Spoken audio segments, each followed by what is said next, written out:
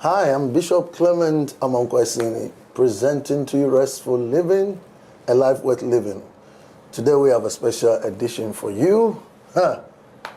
Since it's Valentine, and I thought I should bring my wife here.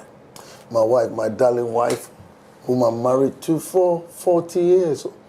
I mean, if we marry for 40 years, at least we have some experience to share. So that's why we're here. And wanna just chat on love, on commitment, and what have you. So it's going to be a flow, so follow us. My wife is a very shy person, but I'm going to make her speak today, if that is okay. Right. So we're here, restful love, restful living, restful Christian love, and maybe talk about our challenges. All right. How did we meet? You remember in the way we met? And who felt for who? I think we met in church. We all go to the same church. And we used to walk from, those of you who are from Ghana, we walk from Circle to Labadi. We did a lot of things. There was no Circle to Labadi. Yeah. It's a place, a popular place.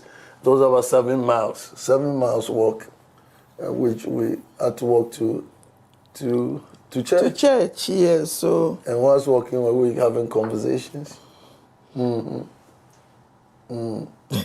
Did I say some nice things which you really love? Oh, you did, and especially when you sing.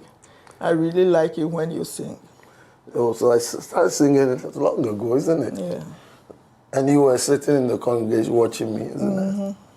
Really? I used to sing as well. Have you forgotten? Yeah, I remember you sang, but anytime you sing, the congregation were scared because of your voice. Because of your voice.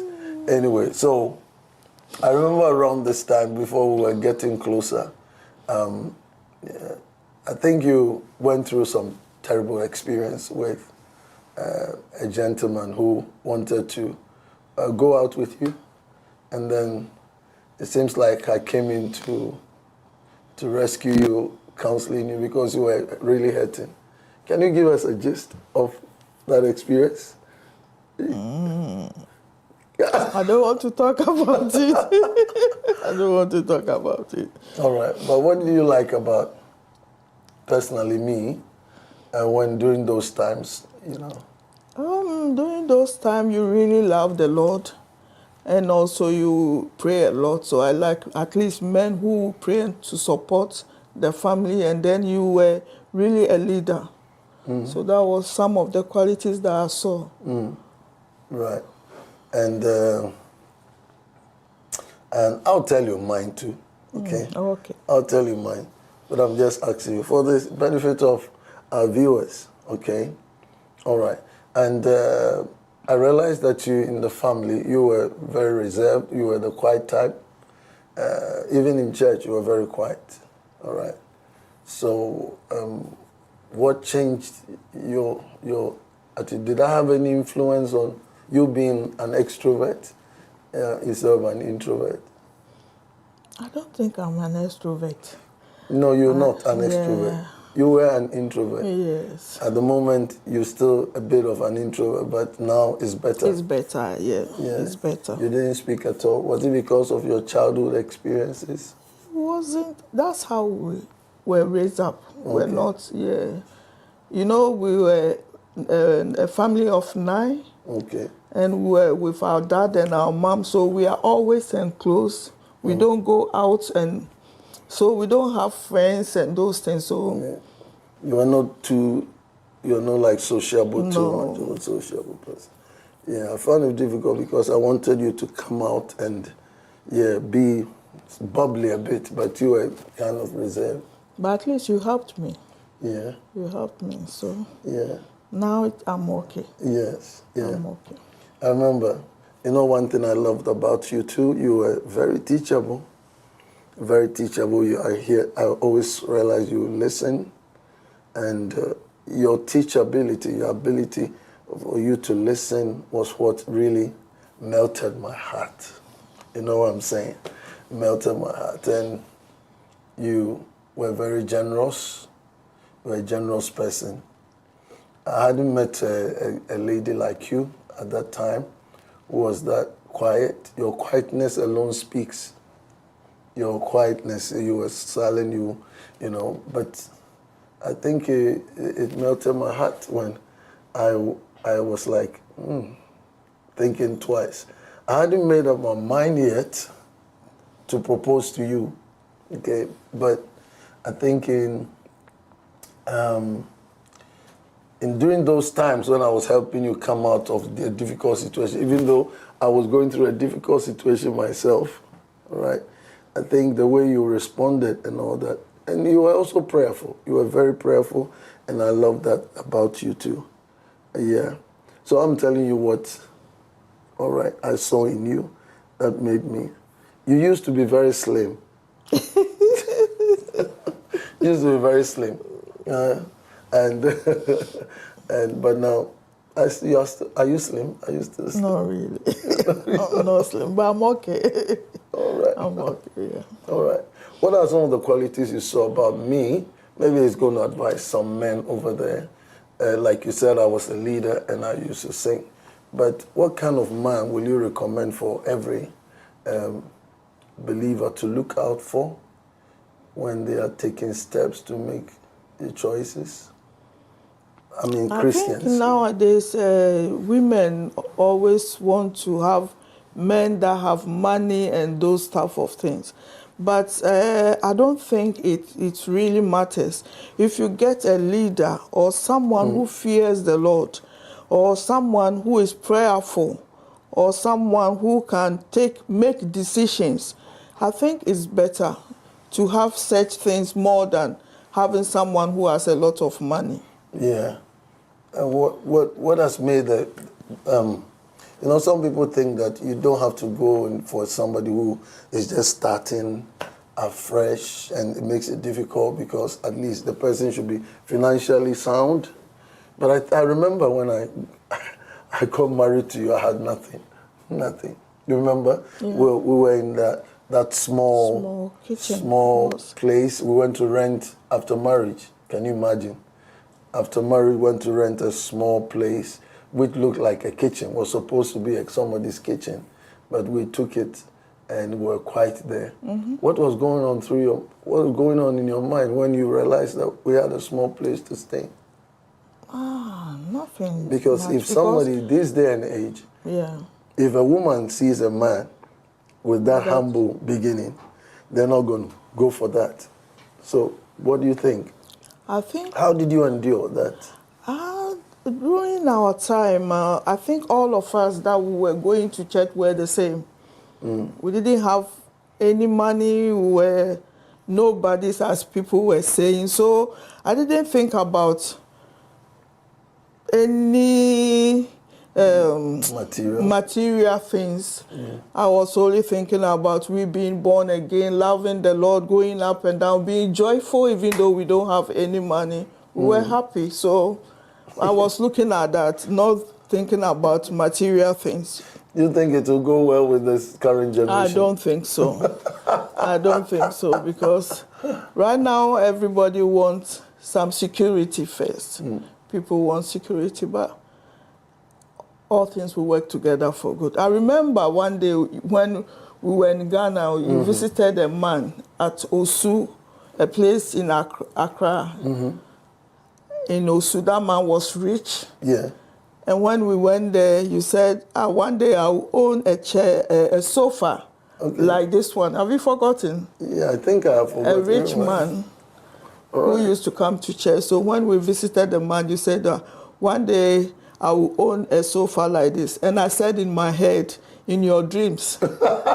In your dreams, because at that time we didn't have even a chair. In a room. In a room. Well, we went to rent. So, yeah. So at that time I wasn't thinking about material things at all. Yeah.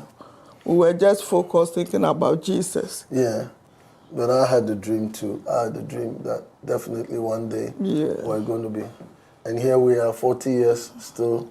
And God has been good. God has been good, yes. God has been good. But here we are. Yeah. Well, we are grateful to God. Amen. All right. Amen. And challenges in our relationship. I think in the beginning, we used to have a bit of challenge. I was an out person, and sometimes I can leave you home, especially when you were pregnant. And because I was just out for the Lord, and I'd left you, and I don't know how you dealt with it. Share with them some of the pain, so they know that it's not been rosy handling me. It wasn't easy. It wasn't easy at all. But at least at that time, I had Doris with me, so at least I had someone to talk to. Yeah. So it was a bit easier at that time. But Daddy will always go, Bishop will always go, and then I'll talk to me. You will always go, and I will be home all alone. It's very difficult. So one day I told him that I want to go back to my mom's house. And you said, oh, why? And I said, it's as if I'm just home alone. So I feel so sad. I want to go back. And then that was the time you started changing. Yeah. Yeah. I remember. That thing you said really hit me. Really hit me. And I realized myself how I've left you alone. I think some men of God are also balancing ministry and home was quite challenging, but I was able to learn something out of it. God helped me. Moreover, we didn't have any counseling.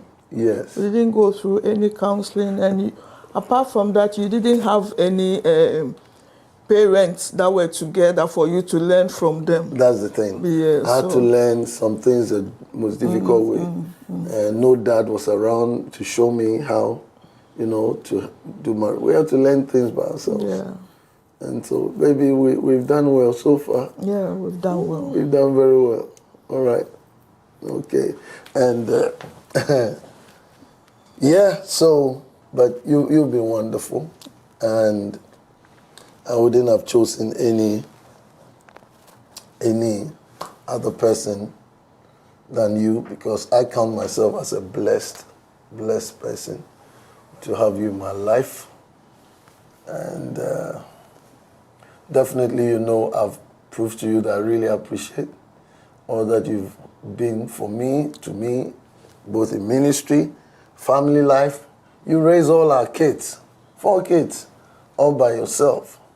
And so you remember me making a decision that, listen, I want you to. Raising kids alone was a whole,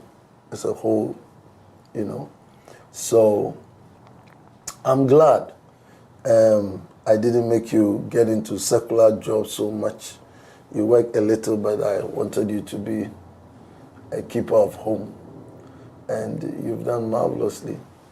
On this Valentine's Day, so what do we do? And what do we tell those who are watching? Viewers, you can see from my eyes that I'm having some nice time with my wife.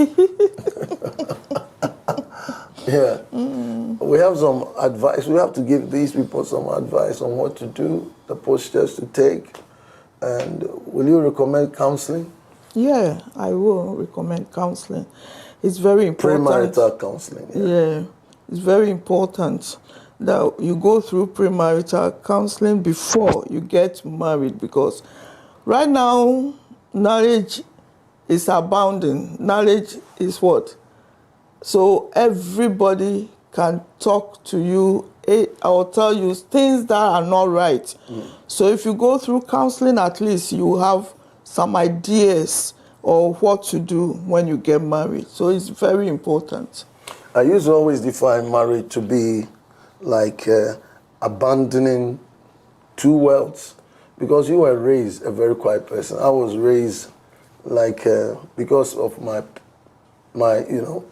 dysfunctional family or my background, no dad, no. I raised like a ghetto boy, as it were.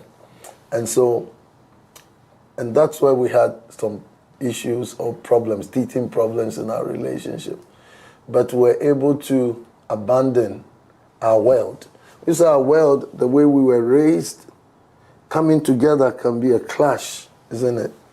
So I had to put aside. The day you told me, because I was outgoing, and you were the indoor type, just like Esau and Jacob.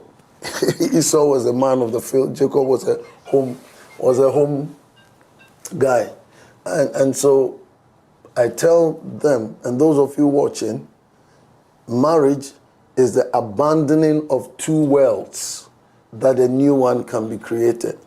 So I have to put aside the way I was raised, that extrovert thing, and you also have to try and leave the way you were raised and come halfway, and we formed our world together. Yeah. And that's why I believe the secret of our marriage till today, because I personally don't believe in compatibility, because there are still some things I haven't stopped and some things you haven't stopped. Yes. So we have to adjust. So we believe in adjustment, right? Those of you thinking of love there's nothing like compatibility. You can't have somebody who's compatible. No, you won't have it 100%. You have to adjust if you want the marriage to go on. Have to adjust. And with God, I believe when the Bible is your guide, and you know how to glean from the Bible. Of course, we know some Christians whose marriages are bad, but I think it's all about understanding of love and relationship. Yeah. All right. You know, love and relationship, a subject matter, you can deal with it, at a sitting. And so we encourage all of you over there that you find the main pillars, okay?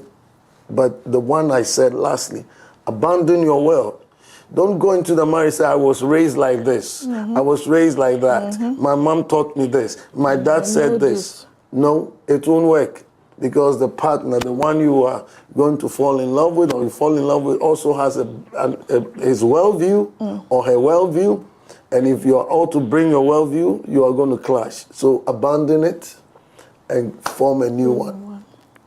And it will take you far, okay? Yeah. It will really take you far. Well, I don't know. We've come to a point where, is there something we can talk about or you want to say? You're too quiet. Ask me questions too. Okay, let me ask you, what did you also see in me to come and propose to me? Really? Yeah. Like I said, I saw you were teachable, very teachable. I love the way you listen, okay? And obviously you love the Lord. It's no doubt about it. But your teachability, Milton, I remember when I was in training college, and that time in Ghana there was a severe famine in 1983 or so, before we got married. You came to visit me in my training college. I was in a boarding house. Those of you know, you have a boarding house, in another town, and when coming, your bus broke down somewhere about 15 miles away, and you were bringing me food with your friend, Rosemont, and you walked 15 miles to come to visit me. That was what even broke the camel's back. I mean, I asked you, and you told me that your bus broke down, so you had to walk all the way from Ebri. There's a mountaintop there. So on the mountaintop, there were, is it series of towns or something? Had to walk. This woman walked 15 miles just to deliver food to me in a severe famine in Ghana in 1983. And when they got there and they told me they had walked since morning, they arrived late afternoon for 15 miles. I was like, what? What did you say? I couldn't believe it. Had it not been for Rosemont, your friend, telling me that that's what you did, I wouldn't have believed it. This, I really got to know that you loved me, really loved me. And I appreciated it. I say it everywhere I go. And thank you. Thank you so much for loving me for who I am. Thank you too. Yeah. And then the final thing was when in 2023, I went through some severe crisis. I had some crisis, and brain hemorrhage the doctors detected, and I had to be hospitalized for about some days, 5 days. And this beautiful woman took care of me, fed me, whilst I had to be in bed and stuff like that, fed me and what have you. My goodness. There is no, in this day and age, sometimes some of your partners can just leave and that's it. But you took your time to take care of me, and for that, I want to say thank you to all our viewers. Love is not only love. You don't enter a relationship with only love. Love can fade away. But with commitment, when you make a decision to commit, that's it. You say, come hell or high water, I want to stick with my partner. So those of you who are planning this, Valentine's Day, and you are just, you like the sugar, my babe, my baby, I want to show, please think about these things. And with the foundation of being a Christian, believing in Jesus as your Lord and Savior, I think you are grounded. But it's not a guarantee that your relationship will be strong and solid because you're a Christian. You have to learn these principles that we've learned over the years of commitment, of being there, and you can go far.